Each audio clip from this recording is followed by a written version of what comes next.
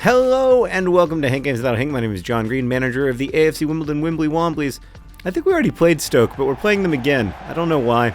Listen, this is the last season the Wimbly Womblys' life is full of complications, okay? I think I was turned up too much, and that's my own fault because I get so excited when I record these. Sorry, Meredith.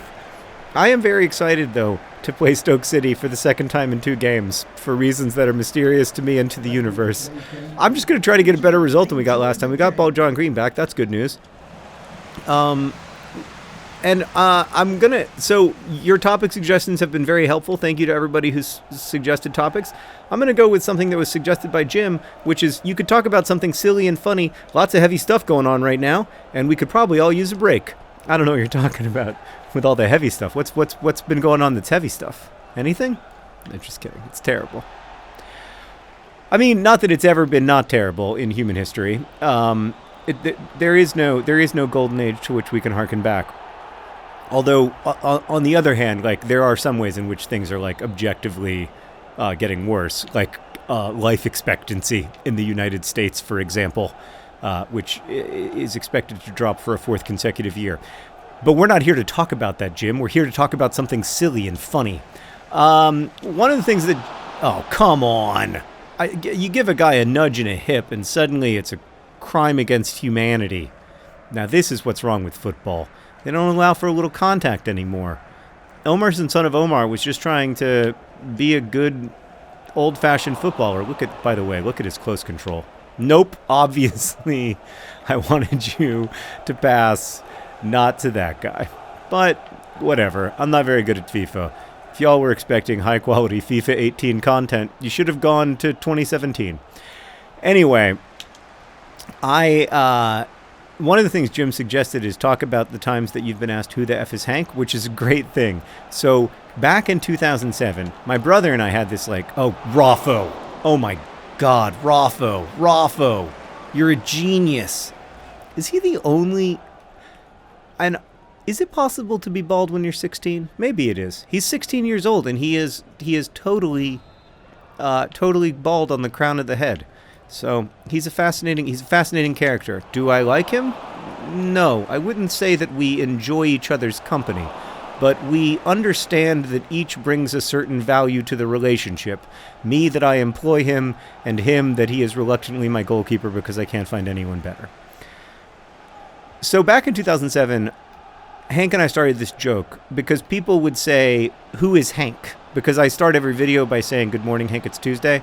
At this point, people have heard me say, "Good morning, Hank, it's Tuesday" so many times that they no longer, even most Vlogbrothers viewers who start out watching us, this is less true than it used to be, but certainly in the old days, they didn't know that we were 2 different people. They thought that we just looked different because, you look different at different times.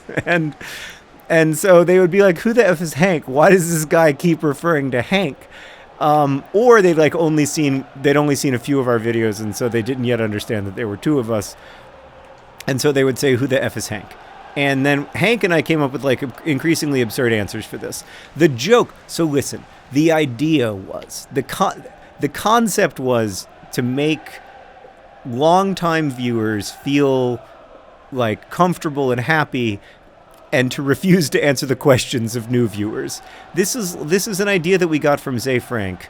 And I think it's a really interesting idea. I don't know how I feel. Oh my God. I don't know how I feel about it now. We're playing terribly, by the way. I'm not totally sure how I feel about this now. It's something that I still think a lot about. But Zay Frank would do a thing in 2006 in the show where he would do something really weird and strange for the first 15 seconds of the video, and then he would say, "Are the new viewers gone yet?" Almost as a way of saying, I don't really want new viewers. I have the viewers I like, and I don't want to mess this up by having a bunch of new viewers come in. And so that had the effect of, that was a really good pass from John Green. I mean, that is and then Omarson, son of Omar, just couldn't get much done. It had the effect of making people feel like they were on the inside and there was some kind of vague outsider who was not us, and we didn't want them to learn about how great this show was, because then the show wouldn't be great anymore, because everybody knows that, like, a huge part of what makes a show good is the fans, right? And, like, when the fandom sucks, the thing starts to suck. That's, I think, a general rule of fandoms. Like, when the fandom gets really toxic, like, it does sort of negatively... Oh no. Is he's just lying on the ground and he's fine? Okay, well, I accept that. Get up. You're not injured according to the game. I mean, how do they keep missing? We are playing so badly. Oh, he is injured. All right, well, Meadsy's coming off. Oshilage's coming on. Deji's has not... He has not played for us recently, but we will see how he does. All right, it's halftime. It's been a very bad half of football. This concept of, like, creating insiderness partly by saying, like, I don't want most people to like the thing that I'm making. I still think about it a lot, because, to be honest, there is an element of the stuff that I enjoy making the most in my life, that I've been able to make stuff for narrow bands of people and for very wide bands of people, I guess, as well. And the stuff that I've enjoyed the most is the stuff that I make for people who are a little, I guess, like, a little weird, or like that isn't stuff that's going to be broadly loved, like, frankly, playing FIFA as a fictional soccer team and then using the advertising revenue from that FIFA game to sponsor the actual team. Like, that's not like playing FIFA as a like bad FIFA playing of a third tier English soccer team was never going to get 10 million subscribers. But it has been incredibly enjoyable for me. And I think part of the reason it's been incredibly enjoyable is because it isn't get in, go John Green. Oh man. Probably should have passed, but I believe in him so much. It was hard not to want to have him be the person who got it done. This has to be. Oh, I could have taken a touch. I'm so bad at FIFA. So, and I guess the current thing in my life that's like that is the Anthropocene Reviewed, which has a really broad listenership, but like it most of the people who watch it like it, or listen to it like it, like, it's not something you hate listen to. And so it doesn't really have haters.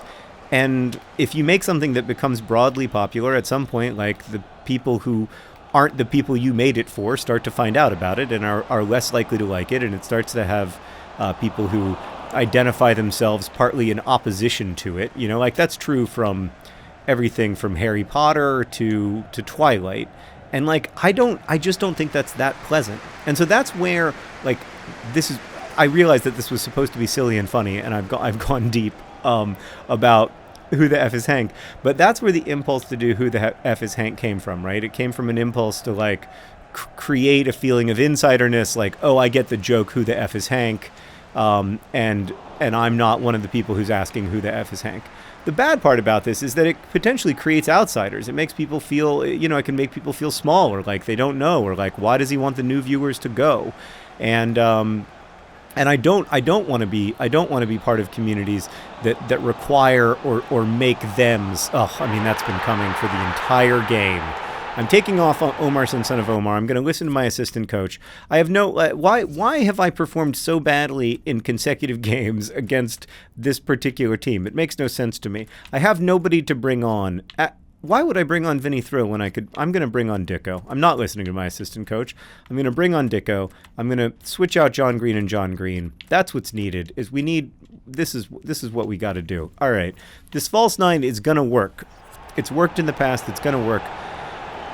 So that's how Who the F is Hank started, but then it became like a huge in-joke. It became this way of asking us to say some absurd thing, like for me to say like Hank is a small island in the Pacific or whatever. But it had to get like increasingly obscure and weird as time went on, and then the kind of unexpected consequences of this is that people started to ask me who the F is Hank as a joke over and over again everywhere I went. So like the classic example in from my experience of this is that I was giving a speech in 2008 to a group of high school students, and shoot, yo, off the post, it's John Green, it's in. Is it offside? Is it offside? It's offside. Oh, I did the only celebration I know how to do, and I did it by accident again. What? Nobody. I beat the ginger-headed goalkeeper again. It really is like I'm living my own past life. I believe that game was also 1-1. We've got to improve upon that 1-1. Okay, I'll do that. I'll bring on Dean Parrott. That's a good third substitution in the 83rd minute. I believe this game is winnable, and so I'm going to go attacking. And I think we can win it. That was a really, by the way, that was a good goal. There was some passing involved. There was a shot from outside the box that went off the post. Like, that's the kind of Wimbly Womblying I'm looking for. Panic stations. Boy, that was ball John Green all the way back. And then there's other John Green. That's a really good pass. He waited just long enough, and we've got a chance. So in 2008, I gave a speech to 700 high school students who didn't know who I was, and 2 high school students who did know who I was, who were very excited that I was there. So it was 700 people who couldn't have cared less that I was there, and 2 people who were really excited. And that made it awesome, because I'd never given a speech before to anyone who was excited to hear me speak.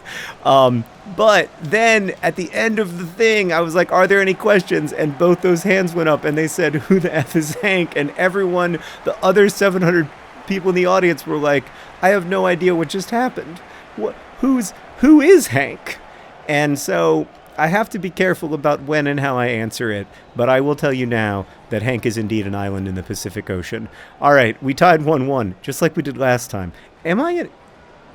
Did I imagine that whole game against Stoke City? Am I in... Meredith says it happened, but maybe Meredith and I are both in some kind of time loop? We'll find out next time. Thanks for watching. Best wishes.